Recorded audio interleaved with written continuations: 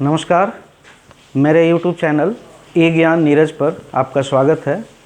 मैं नीरज कुमार प्रसाद, उत्क्रमित उच्च विद्यालय विराजपुर गोविंदपुर धनबाद का शिक्षक हूं और मैं आज कक्षा 10वीं वर्ग का इतिहास का प्रथम चैप्टर यूरोप में राष्ट्रवाद का उदय, इस पर आज हम चर्चा करेंगे। और आप सब यूरोप में राष्ट्रवाद और परिवर्तन, राजतंत्र से प्रजातंत्र में जो परिवर्तन हुआ उस पर जानेंगे। तो हम लोग आगे चलते हैं और यूरोप में राष्ट्रवाद। तो अभी हम बात कर रहे हैं यूरोप में राष्ट्रवाद का उदय। तो हम सबसे पहले राष्ट्रवाद, ये जो शब्द है, हम इस पे थोड़ा सा विशेष ध्यान दें। राष्ट्रवाद किसे कहते हैं? राष्ट्रवाद का यहाँ पे शाब्दिक अर्थ है किसी राष्ट्र का उदय होना, अर्थात पुरातन जो सिस्टम था, प्रशासन था, उसमें परिवर्तन आना और पूरे राष्ट्र को एक सूत्र में बांधना, पूरे राष्ट्र की एक भाषा हो जाना, पूरे राष्ट्र में एक संस्कृति का महत्व होना और जिससे राष्ट्र का महत्व उभर करके आए, ये राष्ट्रवाद है। देश का महत्व बढ़ने लगे, ये राष्ट्रवाद है। तो यूरोप में ऐसी स्थिति 1700-1800 ईस्वी में अलग अलग देशों में आया था। उसमें हम अभी प्रथम देश फ्रांस की बात करेंगे, फ्रांसीसी क्रांति और राष्ट्र का विचार। तो फ्रांस की क्रांति 14 जुलाई 1789, 14 जुलाई 1789 को फ्रांस की क्रांति हुआ था। फ्रांस की क्रांति से पूर्व हमें फ्रांस की स्थितियों के बारे में थोड़ा समझना होगा। फ्रांस में लुई 16वां का शासन था जिस समय फ्रांस की क्रांति हुई थी। लुई 16वां के शासनकाल में फ्रांस की स्थिति बहुत ही बद से बदतर होता चला गया। फ्रांस के सामान्य जनता जो थे उन्हें बहुत कष्ट उठाना पड़ रहा था, उनमें बेरोजगारी था, भोजन की कमी थी, देश के विकास का कोई कार्य सही तरीके से नहीं हो रहा था। जनता में लुई 16वां के प्रति असंतोष का भाव था।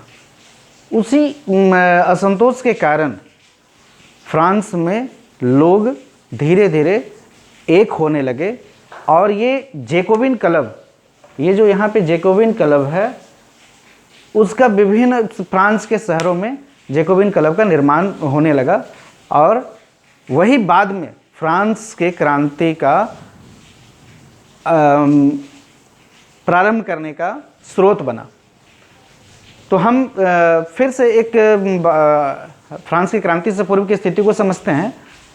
फ्रांस जो है का समाज 3 भागों में बटा हुआ था। फर्स्ट स्टेट, सेकंड स्टेट और थर्ड स्टेट, ये 3 भागों में फ्रांस का समाज बटा हुआ था। फर्स्ट स्टेट में मुख्य रूप से पादरियों का स्थान दिया गया था, जबकि सेकंड स्टेट में बड़े किसान, वकील और ऐसे अमीर जो समाज के लोग थे उनको स्थान दिया गया था, जबकि थर्ड स्टेट में मजदूर और छोटे किसानों को स्थान मिला था। लेकिन जब देश से टैक्स वसूली करने की बात आती थी, राजा के द्वारा जो विभिन्न प्रकार के टैक्स लगाए जाते थे, तो वो सिर्फ थर्ड स्टेट से लिया जाता था। फर्स्ट और सेकंड स्टेट से ज़्यादातर टैक्स नहीं लिए जाते थे, जबकि फर्स्ट और सेकंड स्टेट को ज़्यादातर सुविधाएं दी गई थी और थर्ड स्टेट को सुविधाएं ना के बराबर था, लेकिन टैक्स ज़्यादा वसूली थर्ड स्टेट से किया जाता था। ये समाज का जो विभाजन था, इस कारण भी लोगों में असंतोष था।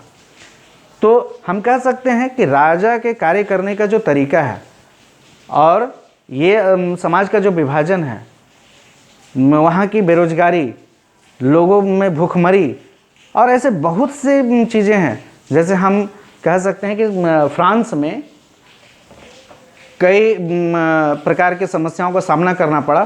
फ्रांस का जो खजाना था, राजा लुई 16वां और उसकी पत्नी एंटोनियोट के वजह से, अधिक खर्च करने की वजह से, विलासिता की वजह से वो समाप्त हो गया और प्रजा के कल्याण करने के लिए उनके पास ना समय था और ना ही खजाना था। तो ये सभी चीज़ें फ्रांस में असंतोष पैदा करता चला गया और इसका नतीजा था एक फ्रांस की क्रांति। और इस फ्रांस की क्रांति मतलब राजा का जो शासन था वो हम कह सकते हैं कि निरंकुशवाद का प्रतीक था। निरंकुश यानी कि जिस पर किसी प्रकार का कोई अंकुश ना हो, ऐसे राजतंत्र, ऐसा शासन व्यवस्था जिस शासन व्यवस्था में राजा अपने इच्छाओं से शासन को चलाता है और प्रजा की इच्छाओं को ध्यान नहीं रखता है, अर्थात किसी प्रकार का राजा पे अंकुश नहीं रहता है, वैसी शासन व्यवस्था को निरंकुशवाद कहते हैं। तो इस तरह के शासन व्यवस्था फ्रांस में चल रहा था और ये सभी कारण धीरे धीरे प्रजा में असंतोष का बना, प्रजा असंतुष्ट होने लगी और जैकोबिन क्लब के माध्यम से धीरे धीरे सब एकत्रित इकट्ठा होने लगे, संगठन बनाने लगे और यही जैकोबिन क्लब फ्रांस के क्रांति का नेतृत्व किया। ये क्रांतिकारियों के द्वारा सबसे पूर्व में पितृभूमि और नागरिक, पितृभूमि यानी कि ला पेत्रिया और नागरिक अर्थात ली सिटियोन फ्रांसीसी भाषा में कहा जाता है, इसका नारा दिया। पितृभूमि का यहाँ पे नारा का अर्थ है कि जो फ्रांस के जो देश है, जितने बड़े भूभाग हैं वो पूरे जनता का है, वो उसका पितृभूमि है। जबकि नागरिक का अर्थ है कि हम इसमें रहते हैं और हम वहाँ के नागरिक हैं। ये दो नारा दिया और इससे लोगों में जागृति आई, लोग ज़्यादा से ज़्यादा जैकोबिन क्लब से जुड़ने लगे और राजा के विरोध में आंदोलन के लिए तैयार होने लगे। और उसी दौरान रूसो के द्वारा लिखित पुस्तक भी क्रांति को बढ़ाने में मदद किया। उसी दौरान एक दो चित्रकारों के द्वारा चित्र बनाए गए, जिसमें फ्रेडरिक सारियू जो फ्रांस के एक चित्रकार थे, उन्होंने स्वतंत्रता के देवी और उन पुराने राजतंत्र के ध्वंस होने का चित्र बनाया। ये सभी चीज़ें लोगों में जागृति लाई और राजा के विरोध में आंदोलन के लिए लोग तैयार होने लगे। इस प्रकार लोग जब क्रांति के लिए तैयार हुए और अंततः 14 जुलाई 1789 को फ्रांस में क्रांति की शुरुआत हो गई। फ्रांस में राजतंत्र को समाप्त कर दिया गया और प्रजातंत्र की स्थापना हुई। आधुनिक विश्व में सबसे पहले प्रजातंत्र फ्रांस में स्थापित हुआ था, इसलिए आधुनिक विश्व के प्रजातंत्र का, लोकतंत्र का जनक फ्रांस को कहा जा सकता है। और क्रांतिकारियों के द्वारा एक भाषा, सामूहिक संस्कृति, शहीदों के गुणगान वाले गीत और गानों का क्रांति में ज़्यादा से ज़्यादा प्रयोग किया गया और इसका नतीजा हुआ कि एक देश की भावना विकसित होने लगी। सब लोग एक फ्रांस के लिए अब तैयार होने लगे। अब तक क्षेत्रवाद में बटे हुए थे, भाषावाद में बटे हुए थे, वो धीरे धीरे एक हो गए और राजतंत्र को समाप्त करके प्रजातंत्र की स्थापना की। जैकोबिन क्लब के सदस्यों के द्वारा शासन कुछ दिनों तक चलाया गया। उसके बाद उस शासन व्यवस्था के प्रमुख बना नेपोलियन और नेपोलियन के द्वारा भी कई सुधार किए गए। हालांकि नेपोलियन का शासन करने का जो तरीका था वो कुछ तानाशाह के जैसा था, लेकिन फिर भी हम नेपोलियन के योगदान को नकार नहीं सकते, क्योंकि नेपोलियन के द्वारा ही फ्रांस के छोटे छोटे क्षेत्रों को जीतकर एक बृहद फ्रांस, जो वर्तमान में आज फ्रांस देखने को मिल रहा, वो बनाया गया। और छोटे छोटे क्षेत्रवाद की वजह से जो लड़ाई आपस में क्षेत्रों में होता था या भाषावाद की वजह से जो समस्याएं उत्पन्न होती थी, वो सभी को नेपोलियन के द्वारा ठीक किया गया। और नेपोलियन संहिता 1804 में नेपोलियन संहिता नेपोलियन के द्वारा प्रतिपादित किया गया, अर्थात फ्रांस के लिए एक कानून बनाया गया और वो कानून में कई महत्वपूर्ण चीज़ों को जोड़ा गया। वो सबसे महत्वपूर्ण चीज़ था कि सामंतवादी व्यवस्था को समाप्त कर दिया गया।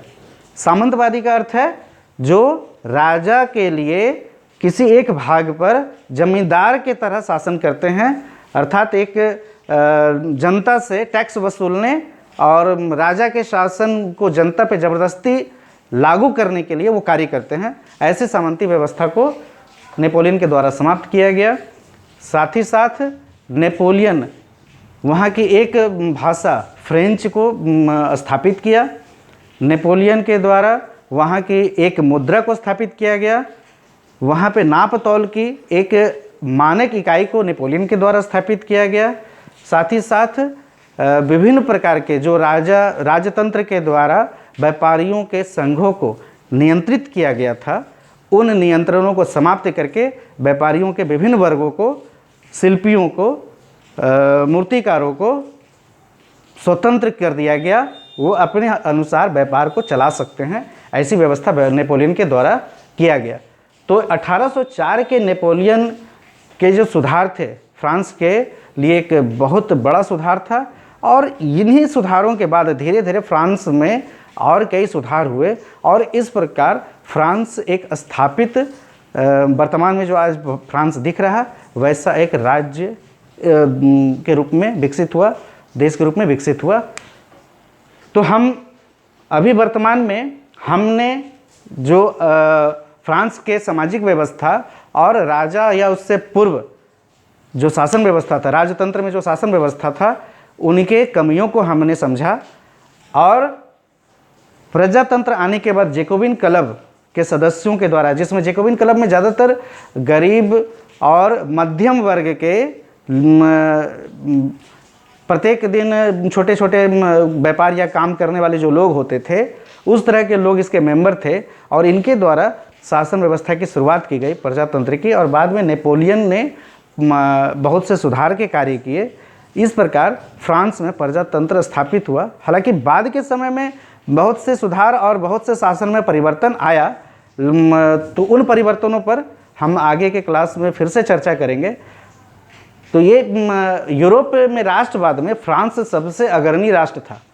फ्रांस में सबसे अधिक क्रांति के बाद परिवर्तन हुए, और उन्हीं परिवर्तनों को देख करके फ्रांस के जैसे ही और दूसरे राष्ट्रों में, दूसरे देशों में, यूरोप के दूसरे देशों में परिवर्तन आया। राजतंत्र को समाप्त करके प्रजातंत्र आया, या फिर राजतंत्र में सुधार किया गया। तो हम कह सकते हैं कि फ्रांस जो है यूरोप में राष्ट्रवाद का अगुवा बना, नेतृत्व किया, और यूरोप में प्रजातंत्र लाने में या राजतंत्र में सुधार करने में महत्वपूर्ण योगदान निभाया। तो हमारे इस चैप्टर के माध्यम से आप सब क्लास 10 के जो छात्र हैं उनके लिए कुछ महत्वपूर्ण प्रश्न यहाँ पे बनते हैं कि फ्रांस में क्रांति के मुख्य कारण क्या थे। दूसरा महत्वपूर्ण प्रश्न बनता है कि नेपोलियन के सुधार या नेपोलियन संहिता 1804 के जो सुधार थे फ्रांस के, वो क्या थे, उसे लिखें, संक्षेप में लिखें। उसके बाद जैकोबिन क्लब के क्या कार्य थे, साथ ही साथ कुछ ऑब्जेक्टिव क्वेश्चंस भी यहाँ पे बनेंगे। वो है कि फ्रांस की क्रांति कब हुआ था, पितृभूमि और नागरिक शब्द किस क्रांति में प्रथम बार प्रयोग किया गया। तो ऐसे कुछ ऑब्जेक्टिव क्वेश्चंस भी बनेंगे। फ्रेडरिक सारियो कौन थे, निरंकुशवाद का क्या अर्थ है, ऐसे कुछ प्रश्न इस चैप्टर से फ्रांस के क्रांति और उसमें होने वाले सुधारों से संबंधित ऐसे कुछ प्रश्न हैं जिसका हम अभी तक हम लोगों ने चर्चा किया। अब आप इसके नोट्स भी बना लें और इसको ध्यानपूर्वक अध्ययन करें। आगे के क्लास में हम बात करेंगे यूरोप में अन्य देशों में किस प्रकार राष्ट्रवाद का परिवर्तन हुआ, राष्ट्रवाद में क्या बदलाव आया, अलग अलग जैसे जर्मनी, इटली, ब्रिटेन, इन सब में कैसे परिवर्तन हुआ। इस पर हम अगले क्लास में अगले वीडियो में हम चर्चा करेंगे। तो आज का क्लास हम यहाँ पे समाप्त करते हैं। धन्यवाद। और आप सभी हमारे वीडियो देखने वाले, हमारे यूट्यूब देखने वाले जितने भी व्यूअर हैं, उन सबसे आग्रह है कि आप हमारे वीडियो को सब्सक्राइब करें, हमारे यूट्यूब चैनल को सब्सक्राइब करें, लाइक करें और अपना कमेंट ज़रूर दें। धन्यवाद।